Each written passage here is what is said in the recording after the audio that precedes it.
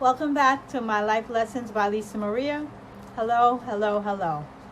First, let me state I'm no expert by any means. However, a little common sense can go a long, long way if you are willing to use it. Let me preface today's discussion with this. This is mainly for mature men and women who have been around the block a time or two already, and believe it or not, what may or may not have worked then, you may not find what I have to say applicable to your life. Understandable. If you are a younger person, I encourage you to take this to heart to save yourself a lot of unnecessary hardship as you make your mark on the world and in relationship. Today, a lot of things are upside down. Right is considered wrong, and wrong is considered right. That sixth sense you have, use it. The Spirit of God in you, whispering in your ear, your belly, your heart, on the back of your neck, or in your stomach, listen to it. First of all, one of the biggest lies the enemy will use to tell you that you can change the other person or that they will change for you. Only God can change someone. And if someone changes for you, if it is not truly in them, the real them will come out, and we should not ignore it when we see it. The very first time they change up on you, pay attention. If you go to church or if you don't, as long as you have a relationship with God, be mindful of dating someone who clearly does not.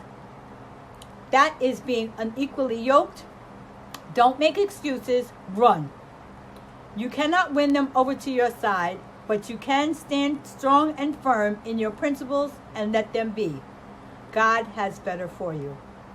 We are not appliances or cars to be test driven to see who has the best ride. That is the blessing of waiting for the one God has for you to enjoy unspeakable pleasures with only each other. But the enemy in society will tell you it's stupid to wait. What's stupid is not following God's design for that type of pleasure until after you have said your vows, whether in front of the justice of the peace or a church full of family and friends. Not because you are engaged, you haven't vowed to be true to only the other. Either of you can pull out, and then this devastation consumes you. Better to wait than to burn. Take that any way you want. Having gotten that out of my system, let's talk about some common sense things that can help. Take your time getting to know each other. Do not rush. Don't try to figure the other person out. Just go out, talk, walk, and listen and watch. Don't give your life story and history all at once. And remember, this person is not the person that may have mistreated you in the past. Get to know them for who they are. Meet in a public place. No Netflix and chill. We ain't doing that. Let me explain something to you. One thing never just leads to another. That's a lie. It starts in your heart, goes to your brain, and you make moves to make it happen. And then, boom, there goes the dynamite. Being alone is just a recipe for disaster. Don't go out after dark if you can help it. Maybe in the company of others, but again, a lot of this is up to you. I'm just making suggestions. No nightcap. Breakfast and lunch at a diner, a restaurant, IHOP, or McDonald's. Be public. Watch how they react if their order is wrong. Try not to talk politics on the first date. Talk about God, movies, books, TV shows, high school, sports. Be creative and listen. Be mindful when talking about God. That conversation will reveal a lot as far as what is said and what is not said. Pick up on it. Ask questions and accept the answers until you are shown otherwise. Answer questions as honestly as you can and be truthful. If the question is not something you want to get into until you get to know them better for fear of being judged or whatever your reason may be, say that and don't let anyone prod and poke you like cattle to get you to speak about anything you don't want to. You don't have to get mean or defensive. Just be polite and call it, save this for a rainy day discussion.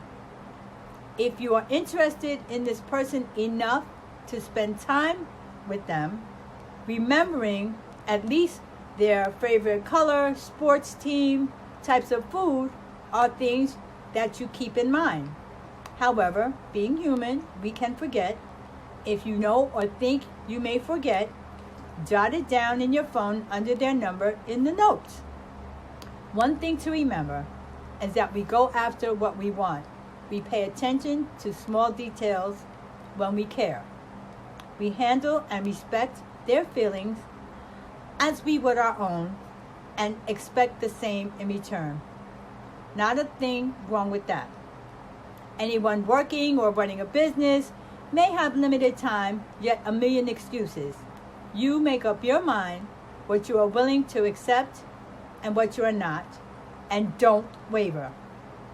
The person will show themselves, and when they do, don't make excuses because you really want to be with them.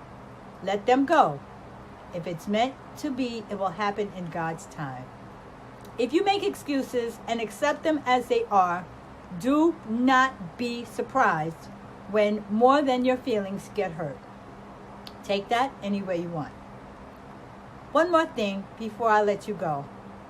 If Jesus is not the head of your life, your heart, or you want to renew your relationship with him, don't wait. Do it today. We are in the end times, and tomorrow is promised to no one. It's simple. Just ask him to come into your heart and run your life. Admit you have sinned and fallen short.